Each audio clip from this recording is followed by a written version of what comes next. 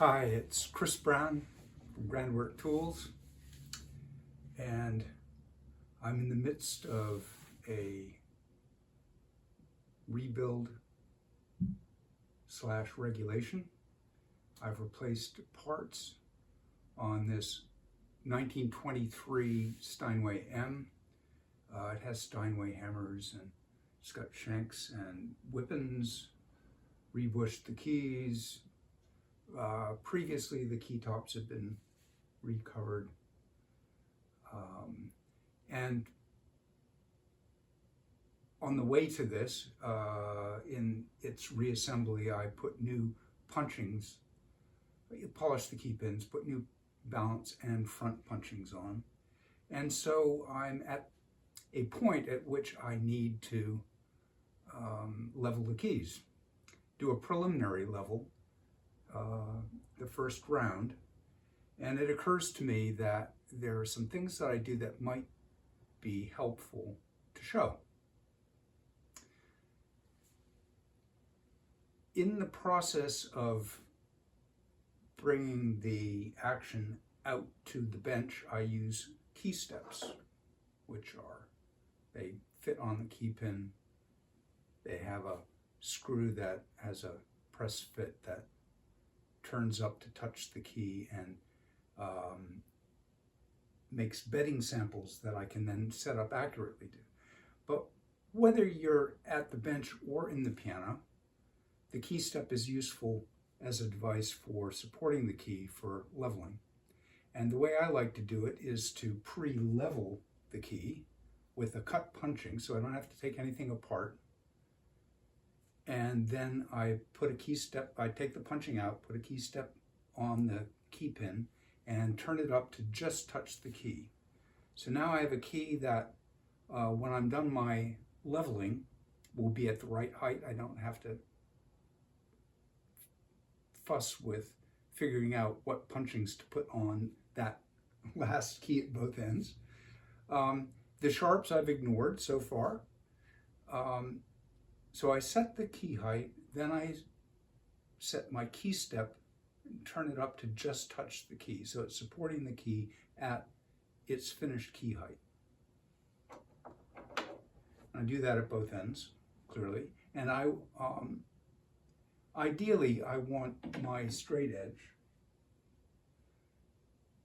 to be supported at either end and not touch any of the keys in between, because that can influence it, and then I've got to take punchings away from the interim keys. And then I employ a Roki sharp leveling block. Ben Roki designed these. I had a hand in the final round of decisions and the manufacturing of them. And they are a simple and terrific device. They sit on the key that is supported. So my straight edge will be supported on this block. They have 5 increments, the highest of which is a ½ inch, which I believe is as high as you should go. And they're 8/1000ths each. So they're, whether you think in millimeters or in inches, they're a little arbitrary in that they're in thousands, but they are equal increments down to the lowest you should probably go from the highest you should probably go. And I like to go just under a ½ inch if I can get away with it. These parts actually, they're 16.2 millimeter knuckle distance from center for the shanks. If I'm doing 15.5 millimeter knuckles, I can go a little bit lower, which was the tradition in this period of time. But for various reasons, these are the parts we're using. They're 16.2 millimeter knuckles. If they're 17 millimeter knuckles, I probably need the full ½ inch. So anyway, you can feel where that little step is. Can you hear it? That would be a ½ inch if it were on the first tier. The second tier is 8 thousandths under. It's solid. I make sure they're not touching. So what's prompting me to do this demonstration is that I have a little trick. I started off by making popsicle sticks with 2 punchings of each size glued to the front so that they came together and they could be used as a thickness gauge. But actually, if you just take 2 punchings that aren't twisted or bent, and you just hold them with a good set of tweezers, there you've got twice the thickness of the punching that's going to go on the balance. And the way the geometry works is that what happens out here is about 2 times what happens there. So I just go and see that it's pushing the straight edge. That's not, that one doesn't work. That one doesn't work. Ah, see, that one has space. That has space. Maybe that doesn't work. That one is okay. That one doesn't work.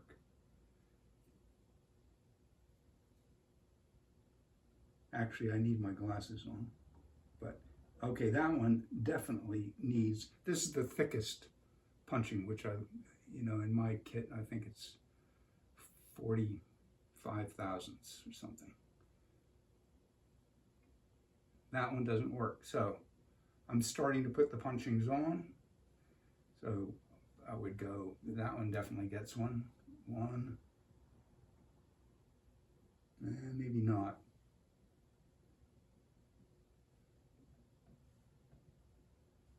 Okay, so that one gets it. Maybe these other ones don't.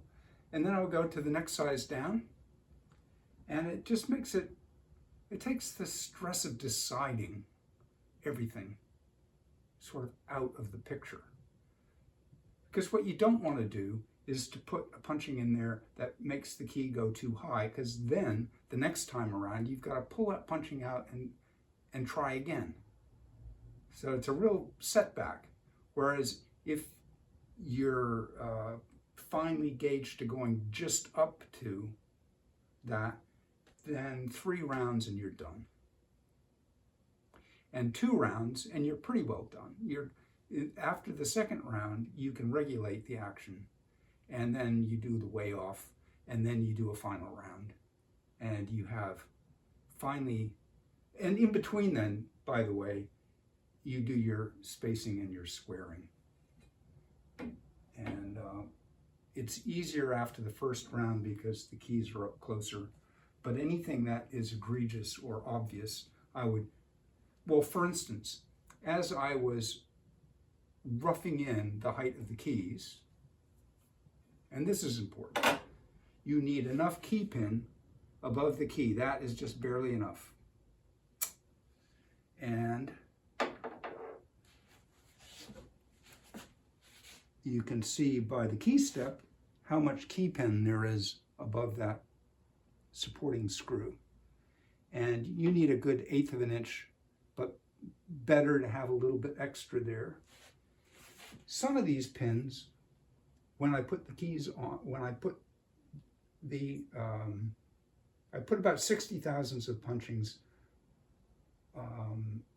plus my punching, my soft punching, on the keys in general to bring them to a place where now they can be leveled. There's enough front key pin in the key. There's enough key pin above. And I found that for whatever reason, the key pins that are in here, some of them have been tapped down too far. Don't know how that came about. Some of them had to be tapped a little in and out too, in preparation. And maybe some of these will have to be touched up. So after my first round, I'll go through and I might lift that one up a little bit.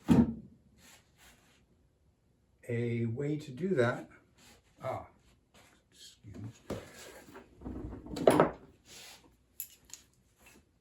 I just lift the punchings, grab the key pin below the punchings, right at the level of the rail, and just go a little bit like that. And then I'll probably touch up with a little CA glue to make sure they're all firmly planted once I have things in place. So there you have it. It's a system that works really quickly, takes a lot of the,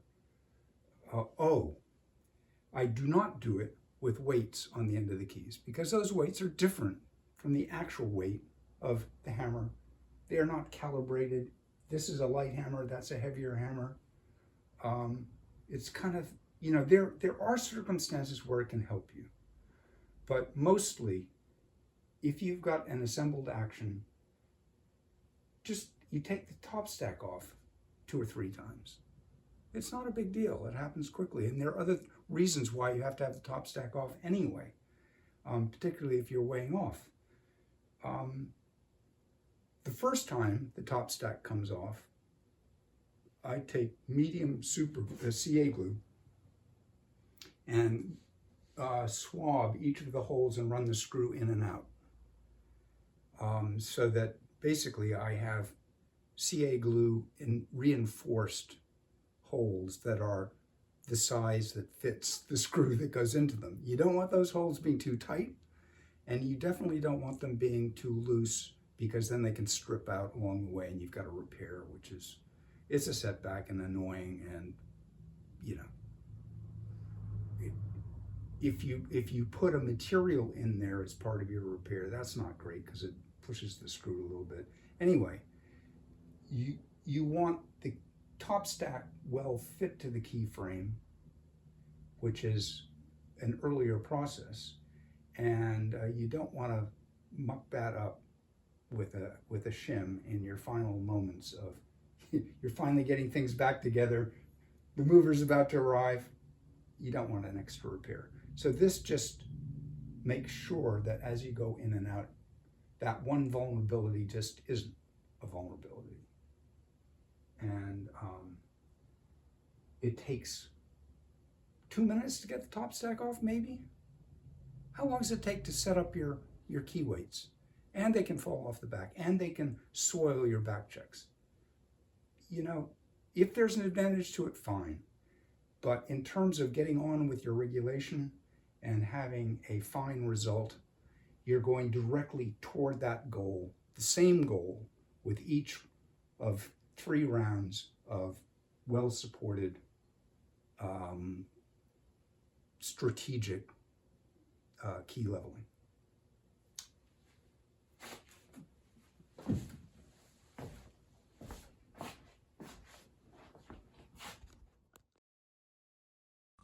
And please like, subscribe, or follow the link in the notes to my website.